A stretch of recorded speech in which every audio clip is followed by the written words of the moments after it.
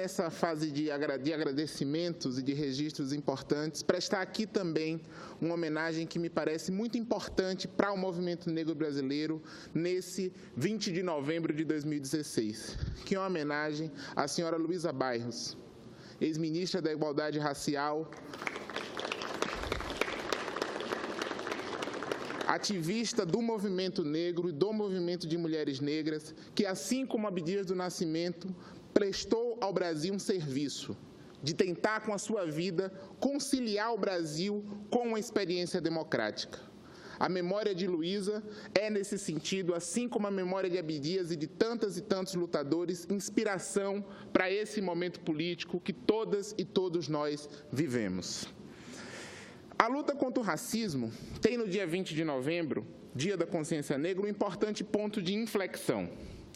Ao lado de celebrar a memória do líder negro Zumbi dos Palmares e de resgatar seu legado de luta, o 20 de novembro é também um momento de balanço político do movimento negro acerca das conquistas e dos desafios que se encontram em cada período. Nas últimas décadas, registramos ano a ano significativos esforços dos movimentos negros para pressionar que marcos institucionais de combate ao racismo no âmbito dos governos fossem capazes de contribuir para corrigir desigualdades históricas. A aprovação de legislações de enfrentamento ao racismo, a defesa de políticas de ações afirmativas nos mais variados espaços da sociedade brasileira, a luta por políticas específicas de valorização das mulheres negras para o atendimento às suas demandas, tem sido, ao longo dos anos, temas que, num longo ciclo, foram sendo pautados pelas organizações de luta das pessoas negras para que se pudesse produzir no Brasil uma política racial. Esse ano, celebramos o 20 de novembro, que em outras ocasiões foi momento de celebrar conquistas e de pensar sobre os limites, num contexto em que, ao invés de falarmos de possibilidades, falamos de interdições, falamos de recuos, falamos de retrocesso. Diferente dos anos em que chegávamos ao 20 de novembro para avançar na pauta, nesse contexto buscamos não recuar, ou buscamos que os retrocessos tenham seus efeitos minimizados em relação à população negra. Nesse sentido, entendo, valorizo e reconheço posturas como a do ator Lázaro Ramos, que com muita deferência a essa casa e respeito aos senadores e senadoras que o indicaram para essa homenagem, que com muito respeito ao patrono dessa comenda, Abdias do Nascimento, se recusou a estar presente nessa sessão, como forma de dizer que não é momento no qual nenhuma comemoração possa ser desacompanhada de uma crítica radical à violência que se percebe em relação à população brasileira. Do ponto de vista institucional, esse 20 de novembro coincide com a redução da política racial a uma mera secretaria especial no âmbito do Ministério da Justiça, um retrocesso institucional semelhante ao que vivíamos há mais de 13 anos atrás. Esse espaço da Secretaria Especial, que se transformou a antiga CEPI, é hoje um ajuntamento de valorosos servidores públicos federais que, infelizmente, não têm respaldo institucional para conseguir executar a política pública que, ao longo de tantos anos, foi sendo construída no Brasil. Esse cenário se torna ainda mais grave se considerarmos a PEC 55, que trata do teto dos gastos públicos e que corrobora uma gravíssima tendência de redução de direitos, iniciada a partir da deposição política da presidenta Dilma Rousseff. A Constituição de 88 foi um pacto de transição do regime autoritário para a democracia. E nesse pacto, o Estado assumiu a responsabilidade com a garantia de direitos sociais e políticos, com a separação e autonomia dos poderes e com liberdades individuais. É por esse pacto que a população negra, que as mulheres, que os trabalhadores e trabalhadoras conseguiram avançar na pauta dos direitos. A PEC 55 não é apenas uma alteração de medida orçamentária em matéria fiscal. A PEC 55 é um golpe sobre o pacto celebrado na Constituição Federal. porque cria um novo regime fiscal por meio de uma mudança constitucional, o que viola a ideia de garantia de direitos e o princípio do não retrocesso em matéria de direitos sociais. Isso importará na ampliação de judicialização para a garantia de direitos nas políticas públicas e não produzirá condições para que a população possa ter os seus direitos garantidos. A gravidade do que se percebe na PEC 55 é tamanha que nós podemos falar, inclusive com base em estudos da consultoria do Senado Federal, na inconstitucionalidade da PEC. Vejamos que absurdo. Estamos na Semana da Consciência Negra com um debate acelerado de uma medida que é tida por muitos analistas, por muitos estudiosos do direito brasileiro como uma matéria inconstitucional, porque fere o sentido que organizou a Constituição brasileira. Então, nesse sentido, é importante frisar que são as pessoas negras os principais beneficiários das políticas sociais que serão afetados prioritariamente pelo congelamento dos gastos públicos por meio de uma emenda à Constituição. Vejamos, política econômica, política orçamentária e política fiscal, o Estado tem mecanismo para fazer pela lei ordinária e pela lei orçamentária. A escolha de fazer por via constitucional é de uma radicalidade para atender os interesses do mercado e violar os direitos dos trabalhadores jamais vista nos últimos anos do Brasil. Nesse sentido, é importante que a gente considere sempre que esse 20 de novembro vem sombreado pelo risco de que se viole de modo definitivo o pacto que a Constituição Federal celebrou. Não temos nenhuma dúvida de que a população negra não vivia bem e passa a viver mal. Não é disso que estamos falando. A população negra sempre viveu em grandes dificuldades, mas nessa conjuntura pode viver em situação ainda pior. E é necessário que a denúncia sobre essa violência seja dura, firme e contundente. Nesse sentido, encerro falando do que me parece ser a visão mais imediata do sucateamento da política de igualdade racial no Brasil, que é a extinção do Plano Juventude Viva, Plano de Prevenção à Violência contra a Juventude Negra, instituído no governo da presidenta Dilma e coordenado pela Secretaria Nacional de Juventude e pela Secretaria de Políticas de Promoção da Igualdade Racial. O sucateamento desse programa federal, ao lado do abandono da agenda do Pacto pela Redução de Homicídios, que vinha sendo discutido pelo Ministério da Justiça, revela um autorizo público à ampliação da violência que hoje mata 60 mil pessoas por ano. É um autorizo à violência policial, quando o governo federal retira a urgência constitucional referente ao projeto de lei 4471, de autoria do deputado Paulo Teixeira, em parceria com os movimentos sociais, e que tinha como objetivo conter a violência policial a partir de mecanismos públicos de fiscalização e de ação de investigação nos casos em que houvesse morte decorrente de intervenção policial. Não é possível conviver silenciosamente com essas autorizações públicas de violência emanada das instituições. Assim, o 20 de novembro desse ano é manchado com sangue dos meninos e meninas da Zona Leste de São Paulo, com o sangue das pessoas vítimas de violência na chacina do Cabula, na Bahia, com o sangue dos meninos e meninas mortos no Rio de Janeiro nas desastradas operações de suposta guerra às drogas, que, ao fundo, são operações para matar pessoas negras, com a conivência, com o silêncio do Ministério Público, do Judiciário e das autoridades do Rio de Janeiro. Que o sangue que hoje mancha o 20 de novembro seja também o sangue que nos inspira para a luta. Seja o sangue que nos desafia a, como nos ensina Lazo, que embalou tantas gerações, que embalou a minha adolescência cantando no Coração Rastafari no Carnaval de Salvador, ou nos shows feitos no Feira Tênis Clube, em Feira de Santana, onde eu nasci e fui criado. que as palavras de Lazo nos inspirem nesse momento a dizer que, apesar de tanto não, tanta dor que nos invade, somos nós a alegria da cidade. Viva Zumbi dos Palmares e viva Abdias do Nascimento. Muito bem, parabéns ao Felipe Freitas, que é pesquisador do Grupo de Pesquisa em Criminologia da Universidade Estadual de Feira de Santana. Senadora Regina Souza, está convidada a usar a palavra.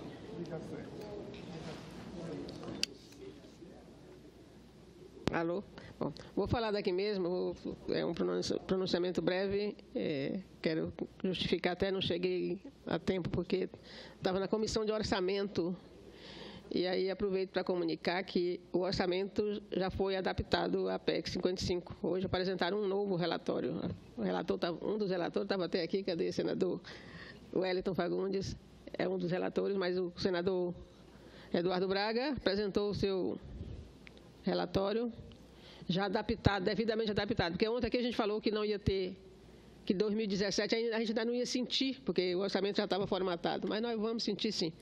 Mas eu quero cumprimentar a mesa, na pessoa do presidente Paulo Paim, cumprimentar todos os convidados e convidadas em nome da Cida, minha companheira de jornada, de trajetória, e cumprimentar os homenageados e homenageadas, né? Dizer que mais que um prêmio é um desafio, né? É como se fosse um convite a fazer mais, né? Vocês já fizeram muito, mas não fizeram tudo, então estão sendo desafiados a fazer mais, que nós somos poucos. Aqui se disse, quem se importa, né? Alguém falou dos convidados que falou, repetiu muito isso. Já somos muitos a nos importar, mas ainda somos poucos em relação à sociedade brasileira, então precisamos mais um, mais dois, né? Já dizia o Beto Guedes, 1 mais 1 é sempre mais que 2, então vamos trazer mais gente para a nossa causa, né? Eu digo para vocês que, na minha trajetória, eu não tinha sentido racismo muito presente. Tinha aquele racismo velado, das piadinhas que a gente se acostumou a ouvir e não responder, mas depois que eu estou no Senado, eu já senti, assim, eu nunca imaginei, né? Dizem que eu não tenho cara de senadora, acho que não sei qual é a cara de senadora, mas não tenho cara de senadora, né? Não, me chamam de analfabeta, apesar de eu ter curso superior e especialização, mas então já recebi de jornalistas aí, pseudo-jornalistas me malhando muito no meu discurso no período do impeachment da presidenta Dilma. Então, quer dizer, eu vim sentir mais forte aqui. É impressionante, né? É por isso que um dia desse eu postei que o racismo do Brasil não se esconde mais, perdeu a vergonha, se apresenta agora desavergonhadamente, né? Porque no século XXI, a senadora ainda sofrer pelo fato, só pode ser pelos meus cabelos pichains, né? Porque qual é o motivo para me retaliarem? Mas dizer para vocês assim, gente, eu sinto que a gente está deixando, nós chegamos a quase ser protagonistas, né? Nós conquistamos espaços públicos muito importantes, mas a gente está voltando à situação de coadjuvante. Eu acho que no momento que se extingue exatamente todos os ministérios e secretarias que onde a gente se enxergava. Como é que eu vou me enxergar no Ministério da Justiça, com o perdão da companheira, mas como é que eu vou me enxergar no Ministério da Justiça? Quando você fala Ministério da Justiça, você só lembra Polícia Federal, Lava Jato. Você não lembra outra coisa, você não sabe, acho que a maioria das pessoas nem sabem que algumas secretarias que a gente protagonizava estão lá. Então, eu acho que é mais para nos dizer que vocês não vêm ao caso, porque a despesa que gasta num lugar, gastaria no outro, mas a gente tinha o nosso espaço, onde a gente ia debater com as pessoas iguais a nós, né? Então, eu acho que isso é um descaso, sim, você fazer essa extinção.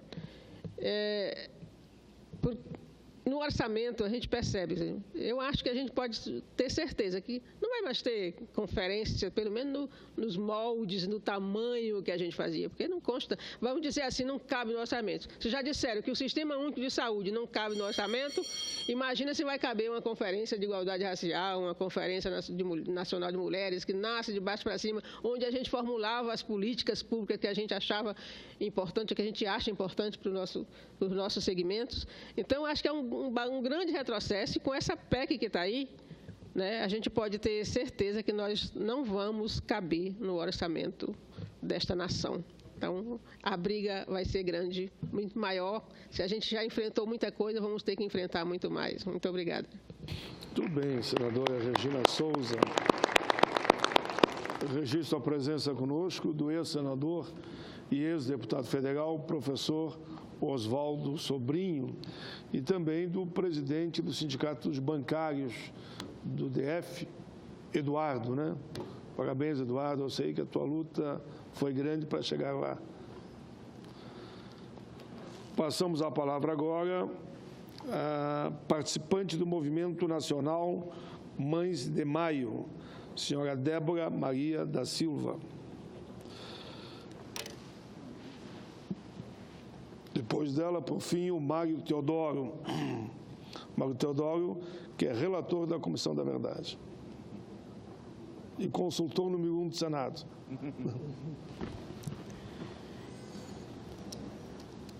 Boa tarde a todos e a todas. Quero cumprimentar os senhores deputados, na presença do senador Painho, e quero também cumprimentar o senador Edson. Eu jamais esquecerei seu nome, porque é o primeiro nome do meu filho.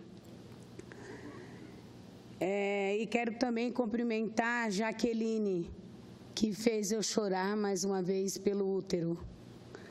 Com as suas belas palavras, me emocionou muito, porque a luta do movimento Mãe de Maio é uma luta pelo útero, pelo direito à vida. E as suas palavras é as minhas palavras, é as palavras das Mães de Maio. E quero cumprimentar também os meus companheiros que me antecederam, que também fez eu chorar. E eu tive essa responsabilidade, Paulo Paim, de ser a penúltima, mas quero dizer que esse punhado que eles me antecederam, eles não falaram por eles mesmos, mas sim pelos nossos mortos. É a voz dos nossos mortos que em qualquer canto desse país grita, não só pelas bocas das mães, mas sim pelas bocas dos irmãos. Desses irmãos que foram assassinados injustamente, e foi selada uma impunidade nesse país. Por isso que a marcha fúnebre prossegue. Um peso muito grande, eu, mãe de vítima, mãe de Edson, que poderia ser um acadêmico formado, que era o sonho do meu filho, mesmo ele sendo um gari. Um negro que recebeu uma sentença numa abordagem policial. Mesmo trabalhando de atestado médico, com 15 pontos na boca, ele recebeu a pena de morte no posto de gasolina pela boca de um policial que deveria dar proteção a ele, porque eu sou cidadã, eu pago meus impostos e pago salário. E a bala que mata meu filho, que mata nossos filhos, porque eu falo que mata meus filhos, porque não cessou na morte de Edson, mas ela continua a todo vapor no nosso país. E quem importa? Quem importa com a carne mais barata do mercado, que é a carne preta? Mas a carne preta do meu filho, ela importa para mim como mãe. Ela importa para mim como mãe. E aqui é um grito.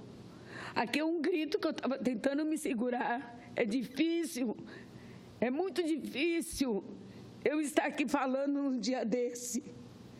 é muito difícil para mim, porque a nossa luta como mãe é traçada nos 365 dias do ano, traçada e gritante, dizendo: basta de racismo nesse país, basta de racismo nesse país, porque esse foi o papel desse país, de contemplar a escravatura desse país, é com a pena de morte decretada na ponta da metralhadora de um policial. Como diz quem me antecedeu, nós não somos contra todos os policiais. Pelo contrário, o movimento Mãe de Maio acolheu mãe de policial assassinado pela sua própria farda. Porque a dor de uma mãe, ela não se mede.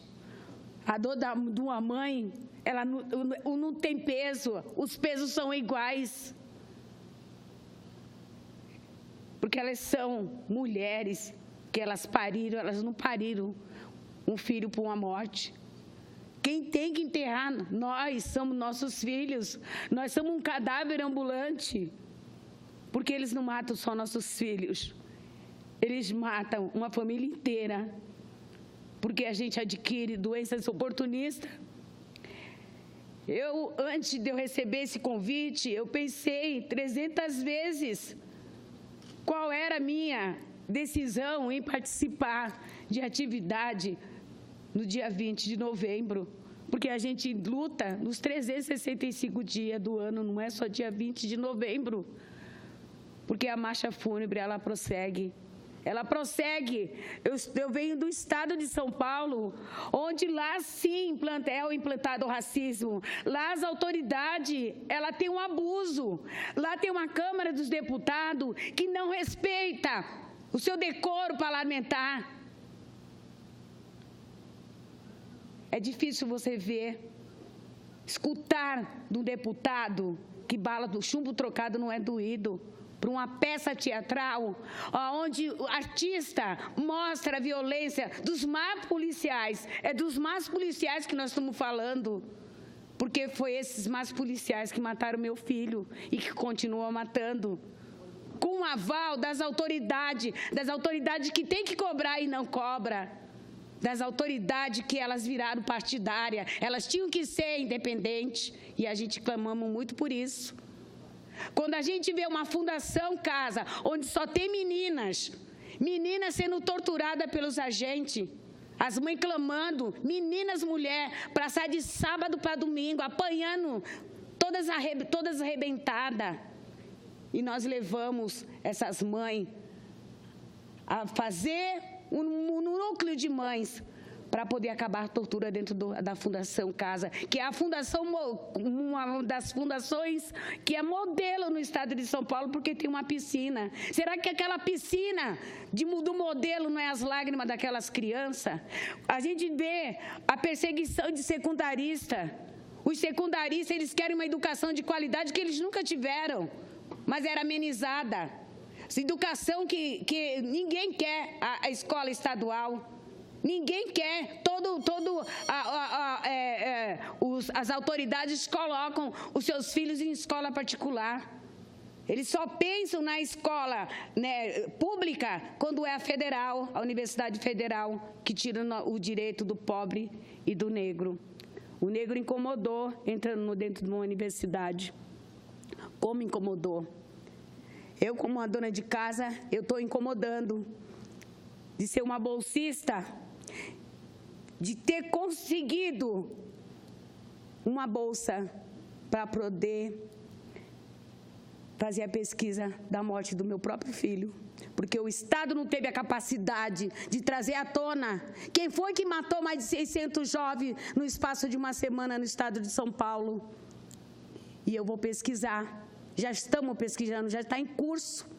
Eu nunca pensei que eu conseguisse, com 58 anos, entrar dentro de uma universidade. E hoje eu tenho esse orgulho bate dentro do meu peito, porque eu vou mostrar a verdadeira história dos crimes de maio. E quando a gente vê que a gente tem um Estado burguês, é um Estado que dá exemplo para o resto do nosso país, de tudo que é mazela, a gente está aqui clamando para esse Senado, que a Comissão de Direitos Humanos do Senado vá a São Paulo e que os senadores acompanhem essa diligência. Vamos fazer uma audiência, vamos escutar esse secundarista. O que esses secundaristas estão passando? Eles estão sendo torturados. Estão colocando meninas secundaristas dentro de ônibus e rodando com essas meninas no centro de São Paulo e falando, aqui é o batalhão de estrupadores. Onde já se viu uma coisa dessa? Não podemos aceitar. Jamais podemos aceitar como mãe. Eles colocando um saco de plástico na cabeça de secundarista e torturando o secundarista para poder o secundarista ficar em choque e apontar quem é a liderança das ocupações. Isso é um absurdo no nosso país. Colocar saco de plástico na cabeça de criança.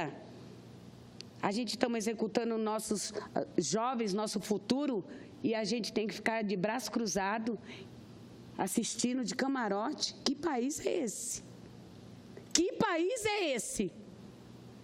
Que país é esse? Que estado é esse que se acha independente do resto do Brasil? Então, eu acho que o clamor da minha vinda aqui não é um clamor por extenso. Porque quando a gente vê um judiciário dizendo que movimento de direitos humanos tem uma ponte com crime organizado,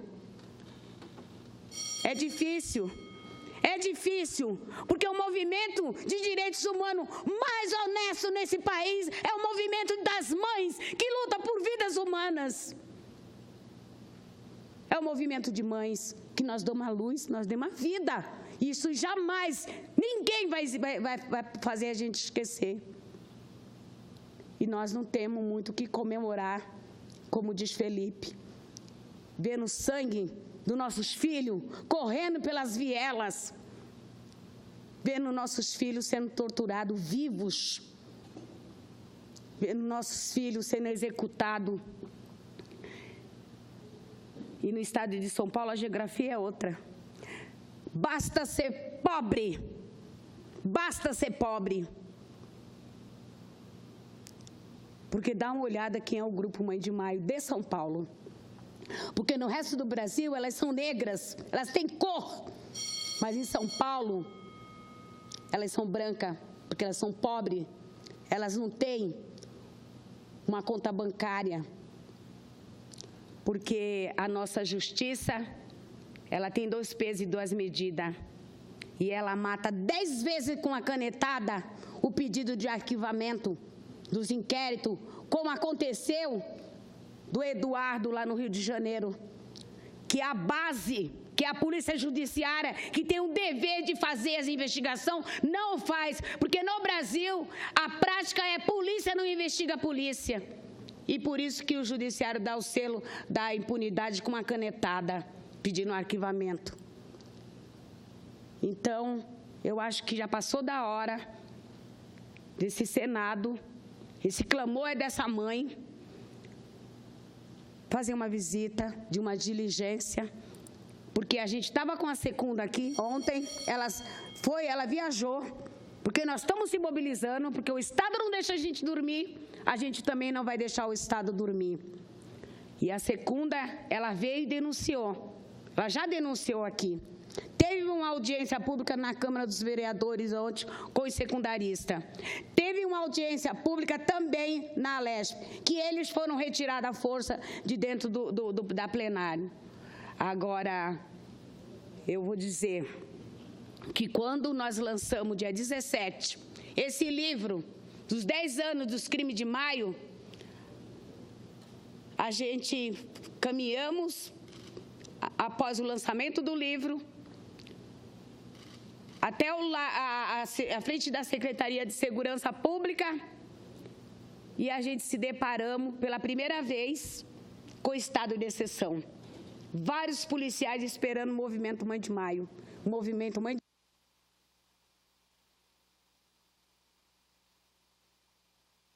sendo hostilizado. E nós não podemos ter medo. E quero dizer que eu vou deixar aqui registrado Um filme apelo que nós fizemos e nós vamos falar os textos, porque esse texto é um texto de reflexão. Levar os nossos filhos, nossos irmãos, nossos pais, nossos avós e nossos bisavós, todos mortos no mesmo dia. Esse dia longo do ano que persiste em não acabar. Foram mortos pelas mesmas mãos que mudam de corpo. É a mão do mando de gente que tem as leis e o dinheiro e as armas ao seu favor. É a mão do capitão do mato que está atrás de cada homem fardado.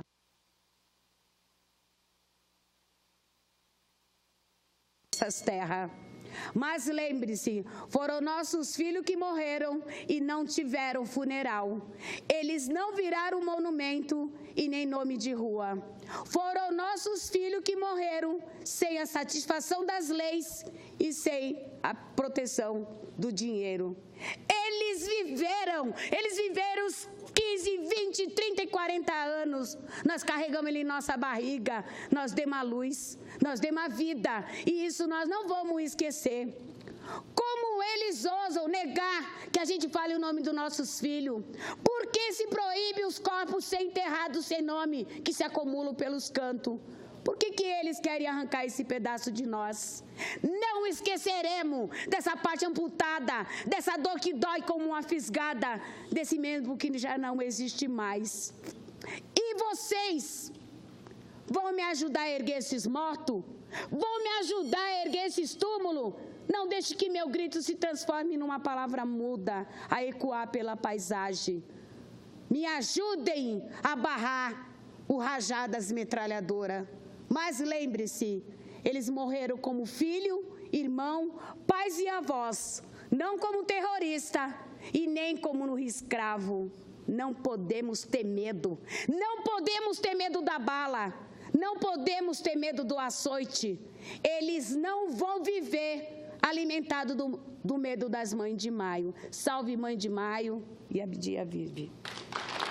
Muito bem, senhora Débora Maria da Silva, que representou aqui o Movimento Nacional Mães de Maio. E como último convidado a usar a palavra, o consultor do Senado e relator da Comissão da Verdade do DF, senhor Mário Teodoro.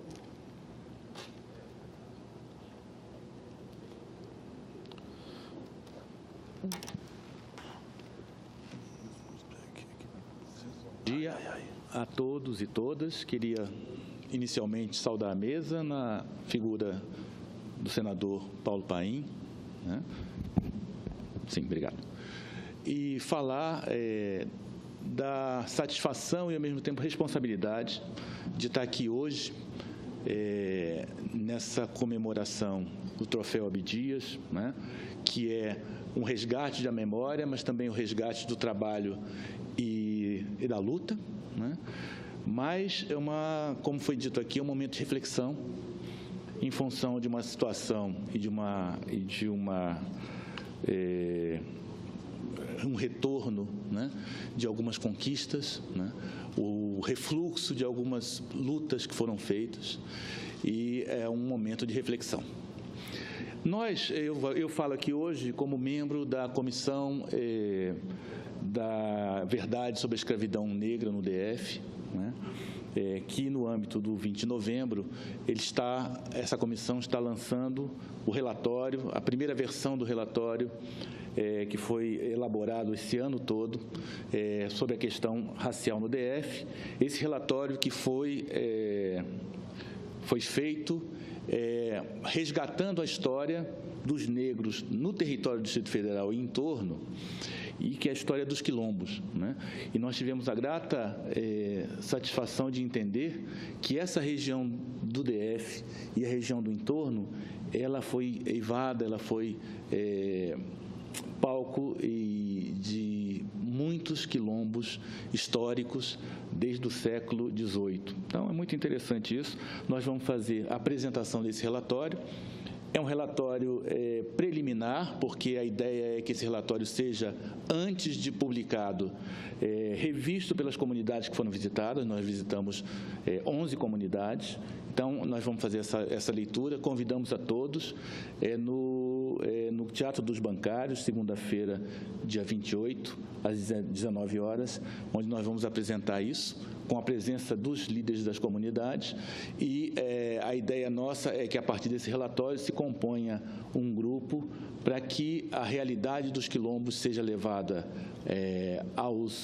às instâncias judiciais, em alguns problemas que nós estamos vivenciando nesses quilombos, seja problemas de violência, seja problemas de acesso à terra, acesso ao trabalho. Então, a ideia nossa é um pouco isso, convidar a todos e, mais uma vez, saudar essa mesa, saudar ao senador Paim pela iniciativa, né, e falar da nossa grande alegria de ter a oportunidade de estar aqui e de observar e escutar esses discursos, essas falas muito fortes, falas muito verdadeiras e falas que nos animam à luta por um Brasil melhor, por uma sociedade melhor, sem racismo, sem preconceito, uma sociedade de iguais e, efetivamente, uma sociedade democrática. Queria muito agradecer e novamente renovar o pedido e o convite pelo lançamento, segunda-feira, dia 28, no Teatro dos Bancários.